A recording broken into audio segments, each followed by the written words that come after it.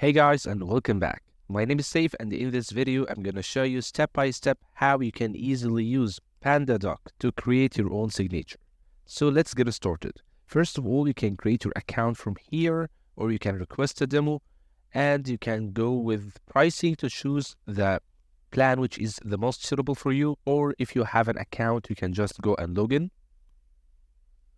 Now I'm going to use my account and I will be back for you in a second. So this is how your Pandadoc will look like after logging in.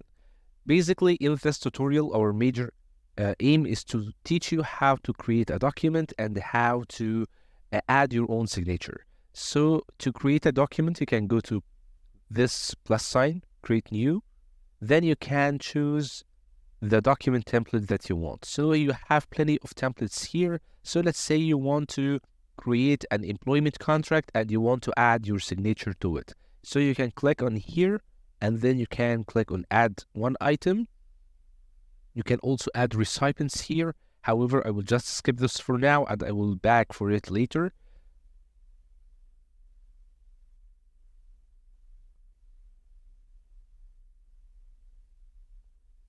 Now here is your document. You can edit on any of these elements. You can click on here, for example, to change the location.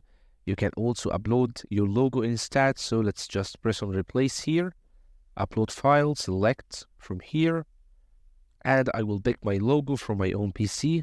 So let's see, this is the one. Now my logo has been successfully updated, and I can also change any of these texts below by just clicking and choosing the text that I want to edit.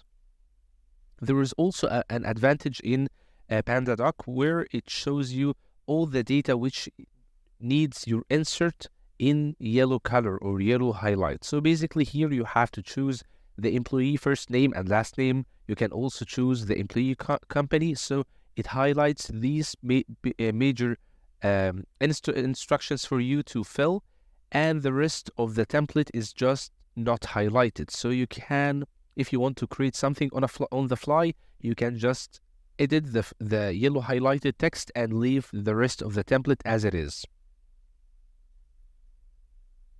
You can also add any content to your template.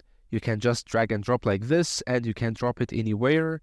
You can add text, image, video, table, and more.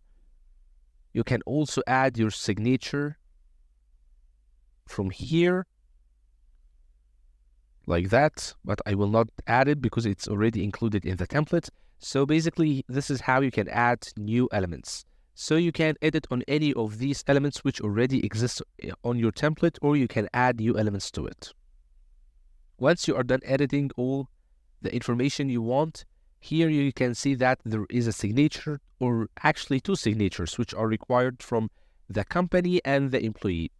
So to assign this signature to a specific person, you can click on it, then choose assign. Now you can assign yourself, or you can add recipient from here. So if I choose myself, for example, I will just wait for it to turn into yellow or red. So this is basically my signature has been updated on this spot. So if I saved on this way and I sent this form, it will ask me to tap or click on this area. And once I click on it, my signature will appear. In order to choose your signature, you can just click again on this signature after assigning it to yourself, and you will find many options here. You can draw it, you can type it, or you can upload from your own PC. So if you, for example, typed it, you can choose the font you want. So let's say I want this font, for example, and I want to change the color into red. Now I can press on accept and assign. So this is basically how it will look like after I click on it. I can also assign this signature to another person.